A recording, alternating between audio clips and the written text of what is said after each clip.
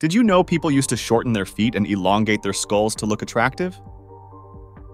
In this video, we will explain how they did that, and also some other unbelievable beauty standards people followed in ancient times. Tooth inlays and skull elongation in ancient Maya civilization. You may have a favorite beauty icon or fashion icon in your life. The ancient Mayans also had one, and they took their beauty cues from their own maize god. To achieve this look, they went to some pretty extreme and dangerous practices. Skull elongation and tooth inlays were the most common practices at the time. Some historians believe that the ancient Mayans pressed and bound their skulls into various shapes, which reflected their place in society. To get your skull into shape, you will need to start early. Around 4 or 5 days after the birth, a baby's head will be stretched out on the bed and his head will be placed between two boards. One will be at the back of the head and one will be at the front. The boards will then be pressed and fastened together to get the shape. Tooth inlaying is a slightly less scary practice, and it's sort of an ancient forerunner to the grill, you might say. The ancient Mayans of all social classes filed their teeth with decorative items such as pyrite, hematite, or turquoise. However, jade inlays were usually used by the social elites. Uni-brows in ancient Greece. Brows were a big deal in ancient Greece. Women used to leave their brows untouched as a symbol of cleanliness. However, women who did not have full or dark brows used black powder to darken them. The unibrow in ancient Greece was considered a symbol of intelligence and beauty. Women who did not have a natural unibrow would use black powder to close the gap between the brows. If black powder was not enough, women would use coal and lamp black to darken their brows. Women also used to wear goat's hair false brows and applied tree resin on the false brows to make it stick. Portuguese urine mouthwash in ancient Rome. Most of us wish we could whiten our teeth, but I bet most of us wouldn't go as far as the Romans did to whiten their teeth. The Romans, especially the women, were very wealthy. They found the best method of whitening their teeth was to rinse their mouths with urine. Yeah, it's pretty gross and weird, but it doesn't stop there. They didn't just use normal person's urine. They had to use urine directly from the bladder of Portuguese people because Portuguese urine was considered the strongest urine in the world. So urine was shipped from Portugal to wealthy Roman ladies who used it on their teeth. It was so popular that King Nero had to impose a tax on the sale of urine. The Portuguese part of the story might sound crazy, but the urine part isn't so crazy. Ammonia in urine acts as a disinfectant, and urine was still used as a mouthwash active ingredient until at least the 18th century. Bleeding in 6th century Europe. Nowadays, many people love to have a beautiful tan, but for the majority of history, this was not the case.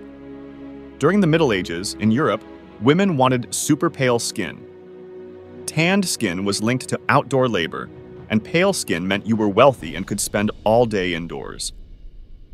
The pale look has been around for centuries, but there are many different ways to achieve it. One of the most bizarre and dangerous ways to achieve pale skin is through leeches. In the 6th century, people often bled themselves to achieve this pale skin. Maybe that is the reason why people say beauty comes with pain, but don't know if it's worth it. Hairline plucking in medieval England. The women of medieval England had different ideas about beauty than the women of ancient Rome. They lived by the motto, no hair, don't care. To get this look, women would pluck their hair to make their forehead look high and round. According to some historians and girls of the Middle Ages, the long and oval face was first popularized in the 1300s. Hairline plucking wasn't the only way women could show off their beauty. They also plucked their eyebrows to make their brows look barely there. This was a popular trend then, but the church didn't approve of it. Because of that, it was later considered a mortal sin to pluck their hair from their face and head unless they were doing it to correct severe facial disfigurement, or so as not to be looked down on by her husband. Tapeworm diet.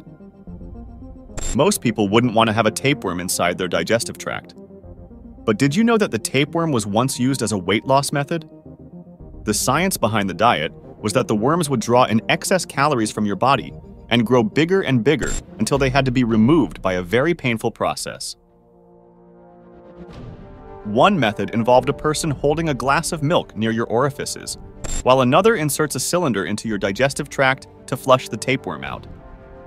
Some people still use this diet today because it appears to be a simple method of losing weight that does not require dieting or exercise.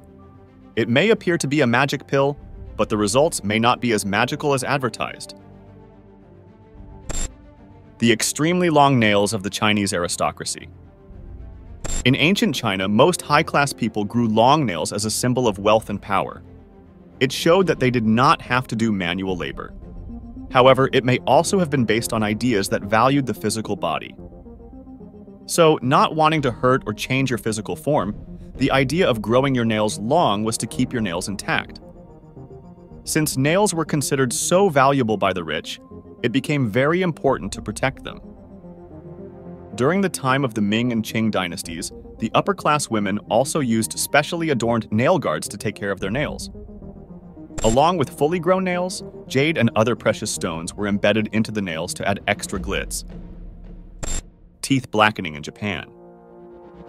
Nowadays, we are obsessed with our pearly white teeth, and any of us would feel ashamed if we had anything black on our teeth. But for centuries, it was a look we coveted. Ohaguro was the custom of discoloring your teeth.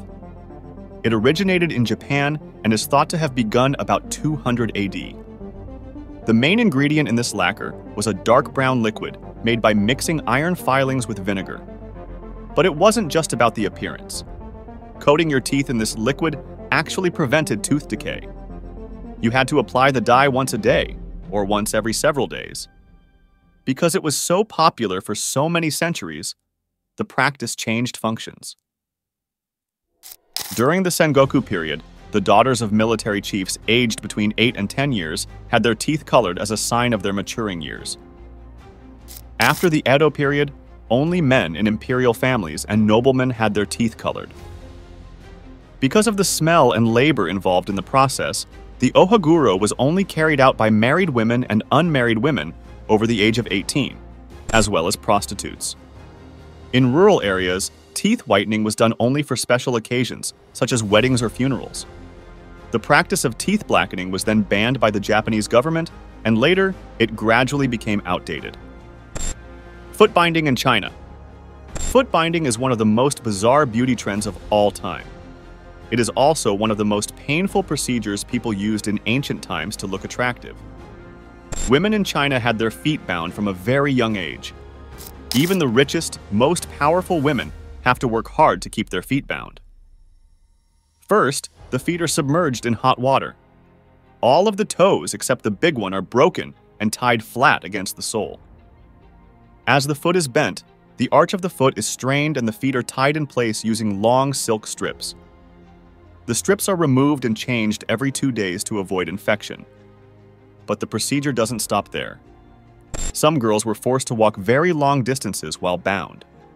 Over time, the wrappings become tighter and the heel and sole are squeezed closer together to speed up the process.